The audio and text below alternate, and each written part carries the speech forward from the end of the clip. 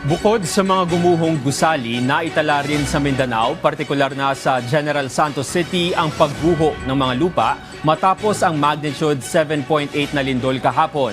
Ayon sa DPWH, may ilan pang kalsada ang hindi madaanan hanggang sa ngayon. Si Regine Lanuza sa sentro ng Balita Live. Regine? Yes, Jules, maliban nga sa mga gusali at establishmento na nasira dito sa General Santos City ay nakapagtala rin ang nasabing lungsod ng mga landslide at pagguho ng daanan dahil na rin sa magnitude 7.8 na lindol. Kaya namang personal na binisita ni DPWH Secretary Vince Dizon. Pasado 10:00 ngayong umaga nang dumating si Secretary Dizon sa gumuhong bahagi ng San Jose Tiboli Road sa South Cotabato. Ang nasabing daanan ay gumuho matapos ang magnitude 7.8 na lindol.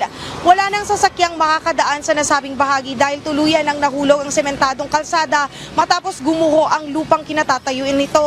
Mahalaga ang nasabing daanan dahil ito ang nagdudugdong sa mga residente ng Tiboli, South Cotabato at General Santos City.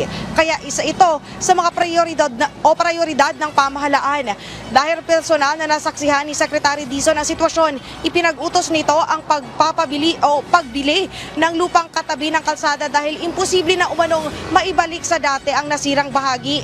Siniguro rin ng kalihim na magiging prioridad ang pagsasaayos ng nasabing daanan at hindi magiging problema ang pondo para sa rehabilitasyon nito. Hindi pa natin masasabi buo, no? Pero malaki ang damage, no? Up to 1.2, 1.3 billion na as of today. So, ang aasahan natin, gagakit pa yan. Pero ang pinaka-importante nga, paspasan yung trabaho para ma-restore natin to normal yung sitwasyon, no? Yun ang pinaka-importante. And yung critical roads tulad nitong San Jose, Tiboli, papuntang South Cotabato, critical na road to eh. Hindi lang for yung mga kababayan natin, pero pati yung mga goods na dumadaan dito, pagkain, fuel, lahat, no, dumadaan dito. So, kailangan maayos tayo ng bibigas. Pero hindi biro itong damage na to. No? So, kailangan nga ma-design ng tama and then gawin na. So, magsa-start na tayo ngayon.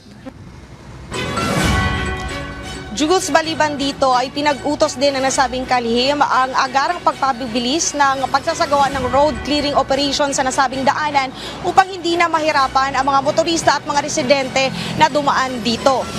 Sinabi rin kanina ni DPWH Secretary Vince Dizon na sa ngayon ay tinatayang aabot na sa 1.2 hanggang 1.3 billion pesos ang danyos na iniwan ng magnitude 7.8 na lindol. At yan muna ang pinakahuling update mula dito sa General Santos City. Regine Lanuza para sa Bayan. Maraming salamat, Regine Lanuza.